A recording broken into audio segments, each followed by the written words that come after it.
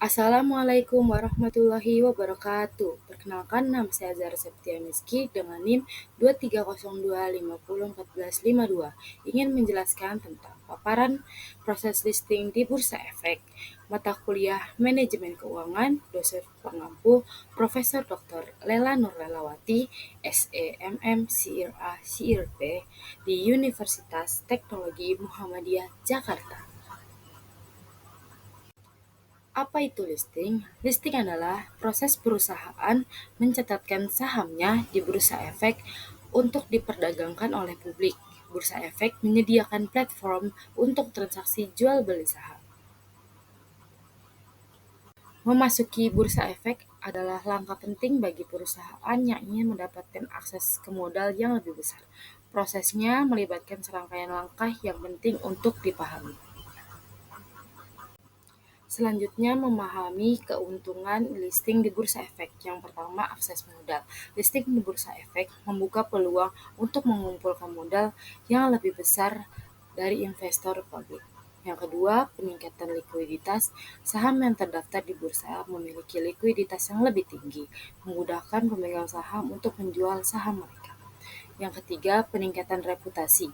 Listing di Bursa Efek meningkatkan kredibilitas perusahaan dan menunjukkan kepercayaan investor. Selanjutnya, persiapan awal memenuhi persyaratan administratif. Yang pertama, pemenuhan persyaratan. Perusahaan harus memenuhi persyaratan administrasi dan keuangan yang ditetapkan oleh Bursa Efek. Yang kedua, pemilihan penjamin emisi. Perusahaan harus memilih penjamin emisi yang akan membantu dalam proses IPO.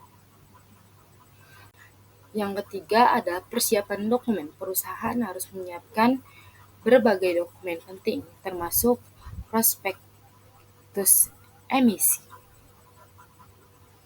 Selanjutnya ada pengajuan permohonan pencatatan saham. Yang pertama ada pengajuan. Pengajuan mengajukan permohonan pencatatan saham kepada Bursa Efek. Yang kedua, evaluasi. Bursa Efek mengevaluasi permohonan perusahaan berdasarkan persyaratan yang ditetapkan. Yang ketiga ada keputusan. Bursa Efek memutuskan apakah akan menerima atau menolak permohonan pencatatan. Selanjutnya ada proses due diligence dan penjaminan emisi. Due diligence penjaminan emisi melakukan due diligence untuk memeriksa secara independen informasi yang diberikan oleh perusahaan. Yang kedua, penjamin emisi. Penjamin emisi membantu perusahaan dalam menentukan harga penawaran saham dan mengelola proses itu.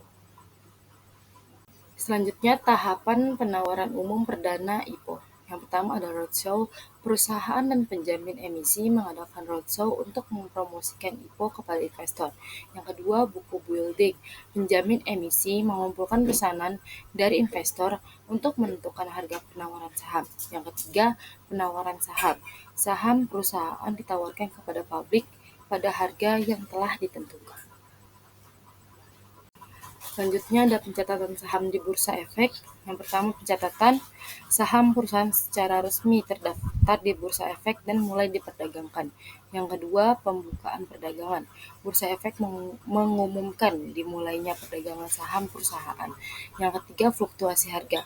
Harga saham perusahaan akan fluktuasi berdasarkan permintaan dan penawaran di pasar. Pasca pencatatan, tanggung jawab perusahaan terbuka. Yang pertama, transparansi. Perusahaan terbuka wajib mengungkapkan informasi keuangan dan operasional secara berkala kepada publik. Yang kedua, tata kelola perusahaan.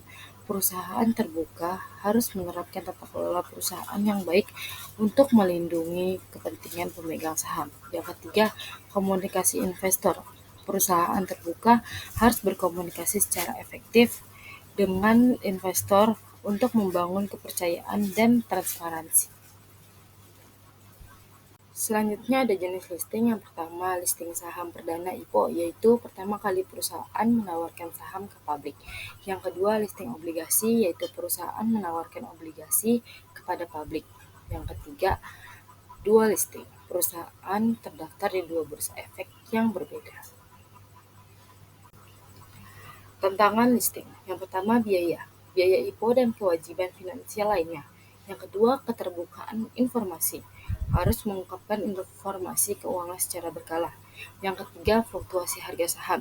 Harga saham bisa sangat fluktuatif. Selanjutnya ada contoh perusahaan yang terdaftar di Bursa Efek. Yang pertama ada PT Bank Sentral Asia Tbk atau yang biasa dikenal dengan BCA. Yang kedua ada PT Telekomunikasi Indonesia atau Telkom. Selanjutnya ada kesimpulan, proses listing di Bursa Efek menawarkan banyak keuntungan, tetapi juga menuntut kepatuhan yang ketat dan transparansi yang tinggi. Listing dapat membantu perusahaan tumbuh dan mendapatkan akses ke modal dari pasar. Jadi itu tadi tentang paparan Bursa Efek di Indonesia. Kurang lebihnya mohon maaf. Billahi fisabilillah haq, fastabiqul khairat. Wassalamualaikum warahmatullahi wabarakatuh.